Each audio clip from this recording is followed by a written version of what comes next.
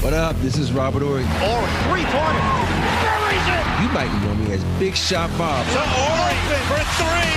Oh, unbelievable. This guy is off the charts. What's going on, Big Shot Bob? Robert Ory from downtown. It is episode number 2 this week. It is the shoot-around. B-Dog Brandon Harper. I'm Rob Jenners, 7-time NBA champion, Robert Ory. We touched on this on Tuesday with Embiid being out and him likely missing the MVP simply on the basis of, forget the fact that, you're probably going to miss the rest of the season or at least a big fat chunk of it. You're not going to qualify for your minimum 65 games played, according to the new NBA rule. And you also have to play a minimum of 20 minutes for at least a game to count. As such, several players have already been disqualified from potentially hoisting a trophy at the end of the year. Some of these people I was surprised by. I think we knew about Marcus Smart. He's been hurt. He only played 20 games.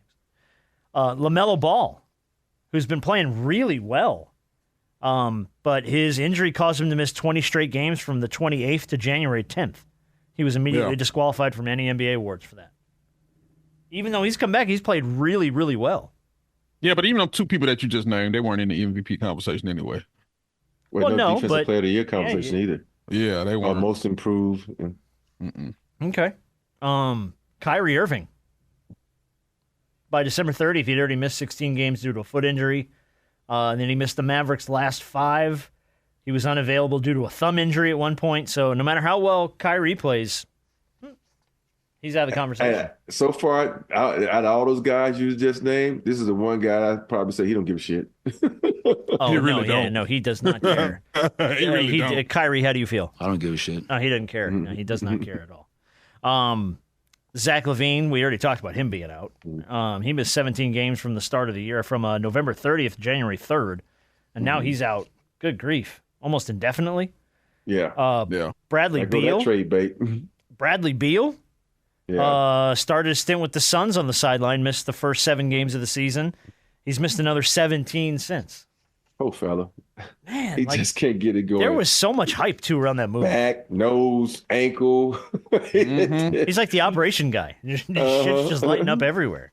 And then we talked about Embiid missing 13 games. And he's probably set to miss a lot more. So with Embiid out, a question I got from a bunch of different listeners, including Marcelo, wanted to know who do you think will take the MVP this year with Embiid out of the conversation? I think it's going to just boil down to Jokic because we're going to do this again. If you really think about it, he probably could have won it last year. He probably should have won it last year, but Embiid should have won it the year before. Exactly. So it was kind of a makeup year. We talked about that. Right. But, because, I don't know if the NBA is ready to crown a new guy like a Shai Gilgeous or something like that. But why not? I know, but it's ain't that weird, though? But, on the flip side of that, if I had to give it to anybody, it'd be Jayson Tatum. I don't know. They got the best record in basketball. But I don't hear him much in the conversation. I know it. Nobody talks about him, but he has the best record in basketball, top 3 in scoring, top 5 in scoring. It's just, and I think sometimes winning falls by the wayside. You think about when Jordan won it, Dream won it, Barkley won it, all those guys won it. They were top 3 teams in the NBA. And all of a sudden we get to a point where, it's no disrespect to Westbrook. Well, I think they finished like 5th or 6th that year and he wins MVP, but he averaged a season of triple-double. That's why. Yeah. But it's like now they don't look at it. They just, okay, who's playing well? If the team is winning and you're playing well, that means a lot to me. So that's why I say Jayson Tatum. Well, I ain't got no problem with that one. The one name I bring up is Anthony Edwards. I think they're no longer number 1 in the West. Now it's OKC by what, a game or half a game? Gotta be, yeah. Right. So, but the simple fact that nobody had Minnesota where they are, and the fact that Anthony Edwards has taken this leap is the reason why they are what they. Now I understand that Rudy and Karl Anthony Towns and those guys are doing their thing, but their emergence, make no mistake about it, is because of Anthony Edwards. Mm-hmm. Absolutely. He should be getting way more MVP consideration than what he is. He doesn't get anything. He doesn't get any recognition. How much of this has to do with guys playing exceptionally well while maybe the rest of the team not as much?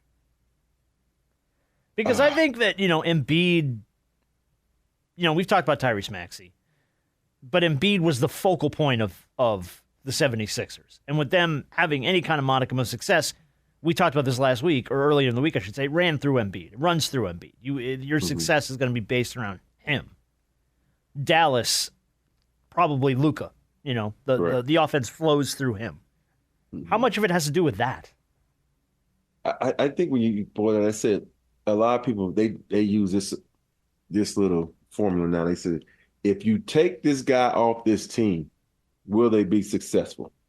And that's damn near half the league. But that's not the right equation for this award, is it?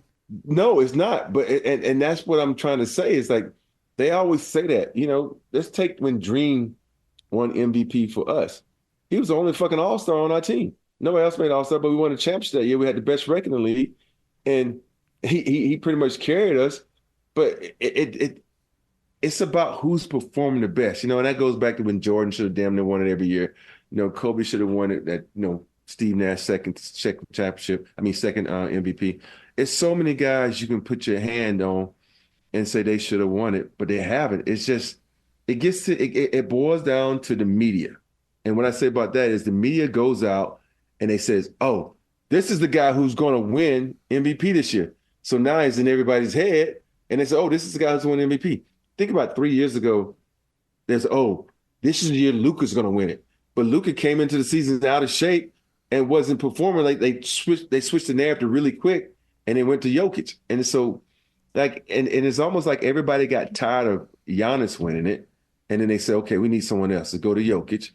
And then it's like they got tired of Jokic winning. They gave it to Embiid when they should have flip-flopped it and gave it to Embiid. They should have been.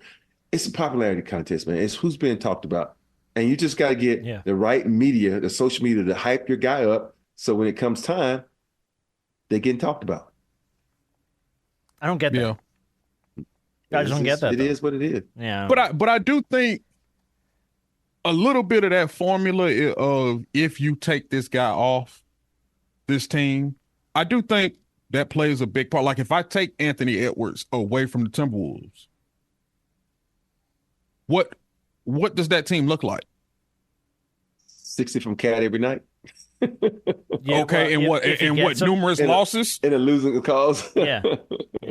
If I take you have a point, right? But I think Rob's point was it shouldn't be the only deciding factor. Yeah. No, but what does MVP stand for? Most valuable player. If I take away the value from something, what is it worth? It's been screw ever since Jordan been in the league. Let's be honest. He should have won it then every year he was in the league, but they didn't do it that way.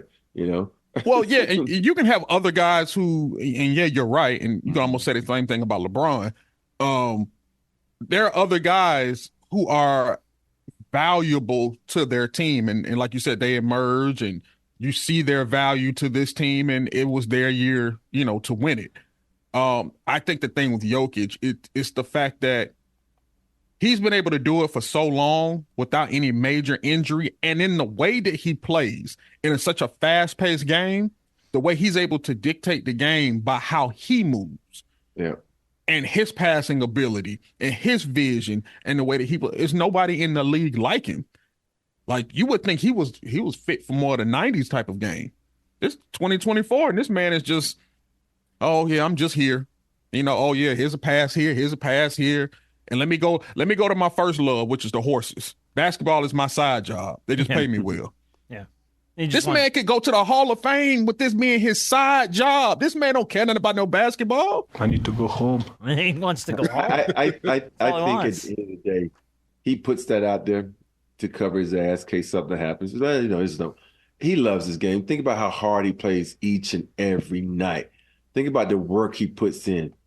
So when he it's like the narrative when they say like LeBron passed first. No, dog, you score first. Even though you got a lot of assists, you're just a complete player. But your first rule of thumb is a score. If you didn't, you wouldn't be leading the league in scoring. And so I just think a lot of players, they just put that narrative out there to change it. But Jokic, he loves basketball. He plays too damn hard. He knows too much about it. He's too fucking crafty. He's just a talented brother. Yeah. And I think, too, it's you elevating the guys around you. You know, and a lot of these guys do exactly that. They elevate the guys around them. They're not just the one. And, you know, my only knock on Luka has always been he's exceptional. Yeah. But how much better does the team perform with him versus how much does he just outperform everybody? You know, you want to make your guys better. So I think that's got to be a factor too. But yeah, a lot of conversation about that. But it's funny to watch this list of people who have been knocked out of contention for anything continue to grow with this new rule. It's weird. Yeah. A question came in from Marcus. I heard LeBron's advice for the younger generation the other night during the Lakers postgame after they beat the Knicks, which he says, which I still can't believe. I'm a Knicks fan. And then he wants to know what your advice for the younger players is. But I went and I pulled this. I'm going to play it. It's about a minute, so roll with it because I think LeBron got on a little bit of a roll here, and I want to know how much of this either you agree with or what you feel like you could add to this. So here's LeBron's advice for the younger generation. Learn the history of the game. Respect the ones that came before you, even when they do disrespect you. It's okay. You know, understand that, you know, what a professional is all about. Be a pro. You know, show up to work. Be ready to work. If you're on time, you late. Put the work in. The game gives back to you when you put the work in. That's what the game gods do. So, you know, come to the gym. You're one of the first ones to the gym. Be one of the last ones to leave. The cars and the jewelry and all the other don't matter. It means absolutely nothing. And I see a lot of these young kids, they get so unfocused about stuff that is so material that they can lose their focus. Just worry about the game. I mean, you worry about the game, everything take care of itself. You worry about the game, you worry about your family, and then worry about the game some more. And be selfish too. It's okay to be selfish because you have to be a little bit selfish to be able to be great. That's LeBron's advice. Yeah. For the younger generation. Everything he said, I've said before. Have you? Yes. Even, you know, the part where people don't understand about the selfish part. I've heard you say that on this show. Yeah, that's the hardest part. You know, if you want to be great, you got to put in the time. And that's selfish of you to put in the time, especially when you have kids and you have a family because you're taking time away from them. But you're so honed in to try to improve your craft and improve yourself as a player. So he's totally right. And when I would go to these rookie seminars, I would point out guys, I said, you know, a lot of guys, you know, in my era, they went broke. You want to know why? Because they was trying to buy the cars, buy the houses, and, you know, tell all these people, you know, you got to be able to tell all these people in your life, no. That's the hardest thing. You know, your siblings know, because, am I back? Yeah, you're back. The internet, your connection told you no for a second. I know. Jack's just like, no, I'm going to be selfish. And that's the thing when he's saying you have to be selfish if you want to improve yourself, man, because everything he said is spot on. And then you can add something to that because these players nowadays, you know, I look at so many guys. I was talking about, I had this, you know, one of Christian's friends who was visiting UCLA and his friend Roman was sitting by me. And we was talking about guys. He asked me if one of these guys on UCLA should go pro. I'm like, no. I said, with the fact that NIL money is out there, you can use that NIL money to make the same amount of money you're going to make in the NBA. Because now if you go to the NBA, you're not going to be one of those top. If you're not one of those the first round guys, don't even freaking leave. Because now you realize, I don't think people understand the G League, you ain't traveling like the NBA. You ain't in 5-star hotels. You're not in, you don't have the amenities that these guys have. Now you got to think about this. You travel better in college than you do in the G League. And so you got to put in your mindset, is it worth me taking that chance? Especially when you can make that same amount of money in the NCAA.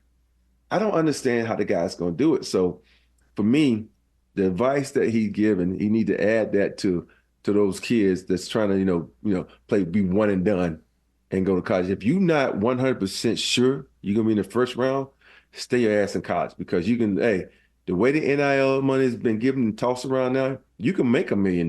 You can make $500, the same amount you're going to make in the NBA. And then you forget also, this is the biggest point I told him, you forget every year there's a new crop coming in. So you think you're going to make it and you're looking at the guys ahead of you, there's some killers coming behind you trying to stab you in the back and take your spot. So a lot that goes into that. And so that's why you have to be in that gym 24/7. You got to learn the game, not be able to play the game, because there's a lot of guys out there can play the game. Shit, just turn on IG and see all those guys that are doing crossovers, hitting up J's, and it's a lot of guys that can play. But you got to be able to understand the game and know your purpose and know your worth, and use that to your best ability. Yeah, I mean, listening to LeBron speak, it was like another guy that used to be in a Lakers jersey, your former teammate, Kobe. Mm-hmm. Kobe said, I mean, Kobe not only said it, but Kobe was the walking epitome of everything that he just said. Yep. How many times have we heard last guy out? I mean, all the time. How many times have we heard stories from other people about Kobe, them meeting Kobe to work out? And when they walk into the gym, Kobe done already shot so many free throws. Kobe done already ran so many laps. Kobe done sweated more before 5 a.m. than most people do in a day. And from off season to Team USA to everything, that's all you heard. And so everything that LeBron said, hey, you take care of the game, and the game gonna take care of you. Mm-hmm. Just what it is. Can I add one from an outside perspective as somebody who has never played in the NBA and won't? Oh, yeah, I ain't never played in the NBA either. Right, but I'm going to add one, too. I'm going to add one from the media side.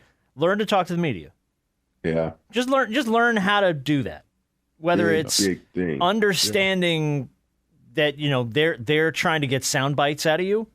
They're not trying to rile you up. They're not trying to personally attack you. And when you lash out, that's the shit that goes viral. That's the stuff that everyone like, wow, he's got an attitude problem. He kind of fired off at the media. Learn how to deal with the media, because that's not an easy thing. And I think a lot of young kids, especially in the NBA and in the NFL, you see it predominantly in those two sports, the younger kids don't have that acumen for dealing with the media. And that's what gets them caught sometimes in a bind, because they snap off on somebody or they say so. Now, look, in LeBron's defense, he always hasn't been great with dealing with the media. There's been plenty of press conference I've seen him go, okay, we're done, and when he just walks the hell out of the room. But, I think that there's value in that for young kids to understand how to do that. Yeah, so absolutely. So, and I think that the older you get, especially for your local media, whatever city or what market you play in, the better that you become with the media, the more you start to understand. You start to build a relationship with certain people. And then there are certain people who you start to learn who don't necessarily have your best interests at heart in them. Because there are some people I gotta be careful around that one. Yep. To get a soundbite and to twist your words. And those are the people that you can look at and be like, yeah, no, I can deal with these over here, but I know you have a personal vendetta because I've read your work. I've heard you speak. I've seen the stuff that you say. I'm not with that. But that comes with also, just like you study the game, also understand at least your local media and the people who you're going to see consistently. And that's how you'll know how to maneuver that. But for me, I've always tell guys, go to your PR people and say who are the good guys, who are the bad guys. Right. Just tell me one to avoid and be careful who I can say stuff with. And a lot of times, the PR people know, like, oh, that B Harper, he's an asshole. Don't talk to him. He's trying to get he's trying to get clicks. He works for that damn podcast. He's a good guy. Works for that damn podcast. That's trying to get audio. That's what you got to do. That's what you have to do. Yeah. Question came in from Kenny. Thank you, Kenny. Kenny, the Doc Rivers hiring in Milwaukee was a mistake for sure, as I see it. Is there any other coach in the NBA or really any other sport that should never get a retread ever again? I always say the next dummy to hire Urban Meyer deserves to lose. You got a good point, though. Can you think of other coaches, either in any sport, that probably don't deserve another shot or probably shouldn't get another shot? But I bet you will. Go ahead. I'll go to the NFL. Josh McDaniels. I don't know what it is with him, and obviously worked under Bill Belichick for a long period of time, but he is a guy for some reason continues to emerge in head coaching candidate positions. After he turned down the coach job, got the coach job, said no, I don't want it, and then went elsewhere. Like he fails as a head coach everywhere he goes, but continues to be a candidate. He should never have a head coaching job ever again. I'm like, I'm at the 3-strike rule. If you have 3 jobs and you've gotten fired from 3, you shouldn't have a job. Well, he done struck so- out twice. He 0 for 2 at the play. Hey, 0 for 3. You get fired 3 times, man. I'm like, that should be, so it's a lot of guys I could say that shouldn't, because there are too many guys out there deserving of jobs. Like Sam Cassell. Come on now. You keep recycling some of these coaches. This dude been in the league for 20 years, Forever. played for 20 years. Give him a shot. And it's just so many guys like that. I can name a bunch of. Oh, of course. It's the thing that it always amazes me is you have this one coach. It's a great coach, and all of a sudden you think everybody that's coached under him can be good coaches. No, dog. There's a reason that coach was good because he had a fucking good ass team. Oh no, we love to talk about the coaching tree. Yeah, Hey, that what's gets weird, our though? little media testicles tingling. Oh, coaching tree. Oh, So if I ask you right now, in the last 30 years, name the top 3 coaches that have been in the NBA. And I guarantee you, one of those coaches you're going to name, he's only had maybe one guy under him to get a job, and he lost that bitch after 1 season, I think. Phil Jackson.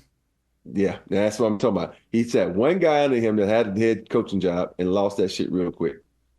Who was that? I can't remember the black guy who used to coach for him. I can't think of his name. But he coached Dallas, and he was in Dallas like 1 season, I think, and he got fired. It was, I can't think of his damn name. That's gonna drive me crazy now. There's people screaming at their phones right now because they know, Dallas? and we don't. He coached Dallas for a second. All right, we're gonna find out. And then they think about all the people under Pop, all the guys who put it and half of them, they shouldn't have jobs because they don't know what the hell they doing. But because of Pop, they got a job. Talking about Brian Shaw? No, not Brian Shaw. Brian Shaw played for him. I know. There was just on tip of my tongue. They're crediting B. Shaw as part of Phil's coaching tree, which is hysterical. Yeah, no, I'm here you trying go. to see. Jim Clemens. Yeah, Jim Clemens. Jim Clemens. Oh. He went 28-70 as the head coach of the Dallas Mavericks, and was fired 16 games into his second season. See, and that was it. Yeah, But they're and also so counting like Bill Cartwright, and I'm like, why? Because he played for the Bulls when Phil was the coach. But Phil. it happens that way too. So I'm like, just because someone is a head coach, the people that coach next to them or under them don't make them good. No. Just because your dad was a hell of a coach, don't make you you're a good coach. You know what I mean? So it's just so many That things. feels that like a people shot need at Luke Walton. Luke Walton? No, his dad wasn't a hell of a coach. Oh, no, yeah, no. His dad was just a hell of a player. Yeah. Right. Yeah. Yeah. But you know what, though? I think when we look at like the coaching trees, I think it's a lot more difficult in basketball than it is in football. But Nick Saban has a hell of a coaching tree. Oh, and no. Belichick does Yeah. Bill Belichick has a monstrous coaching tree. too. Yeah. Kyle Shanahan has a monstrous coaching tree. I mean, Mike Shanahan, Mike Shanahan has Yes. it. I think it's a lot. It's easier to detect. Well, because you have more like defined like roles on a coaching tree in the NFL. The offensive coordinator, defensive coordinator, you know what I mean? Like you have specific in basketball, it's like assistant coach. Bench guy, you know what I mean? Like what are like it's the delineations are a lot harder. Yeah, it's different.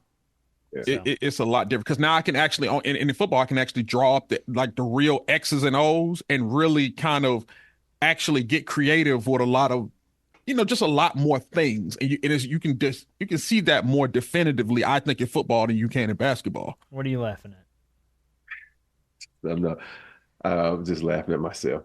That there's so many things I want to say about a lot of these coaches that in the NBA. I don't know anything shit about football, but I'm just saying that they've got head coaching jobs because of certain coaches. And I'm like, what the fuck were you thinking as an organization? I said, as a player, I'm saying, okay, Mike Spoelstra is the only one. I said, you fucking got a video coordinator trying to coach me? What kind of shit is this? like this dude don't know what the fuck. All right, take a ball. Let me see you shoot it. You can't fucking if you can't make 7 out of 10 free throws me, you can't fucking coach me, man. Go with that bullshit. That's the qualification for you? Yeah. I'm like, you don't know shit about, you don't even know how to play the fucking game. That's not, and that's, to me, has a lot to do with my personality. Like, if you think about all the really good coaches, they all played the game. and they know the game, so they understand certain situations. And the guys who can sit over there and say, well, you need to do this and this. I said, my body ain't gonna allow me to do that. Have you ever played this game? Do you know? And that's why really, really good players should never be coaches, because their bodies allowed them to do things that nobody else could do. Now you expecting them to do what you did? Hey, dude, God gave you a lot more talent than he gave me. So don't work that way. I will tell you, by the way, also that Bobby Petrino does not need to ever get another opportunity to coach a team ever again. And I think he's a head coach somewhere right now in college. But no, never again. You can't do horrible, terrible shit to people and then still get opportunities in this world. That sucks. All right, Super Bowl tickets this year, Rob. Say this? Oh, go ahead. I can't say one last coach that should never get a job. Go, man. You know who I'm, Jimbo Fisher. He should never get another fucking job. Well, he's absolutely going to get another job. I don't think there's any doubt in that. Mm-hmm. I don't know if I can roll with you completely. Oh no, that's personal. That's a personal vendetta. That's not an subjective opinion. All right, well, let's see. Have you rethought your trip to the Super Bowl? Are you still staying home? I'm still staying home. You're still staying home? Okay. I'm still staying home. Because that ticket that was offered to you, by the way, ain't cheap. Uh-oh. How much is it? Get in price right now to Super Bowl 58. By the way, this is the get in the building. $7,200. That's to walk in the door. So I can't imagine a suite level ticket.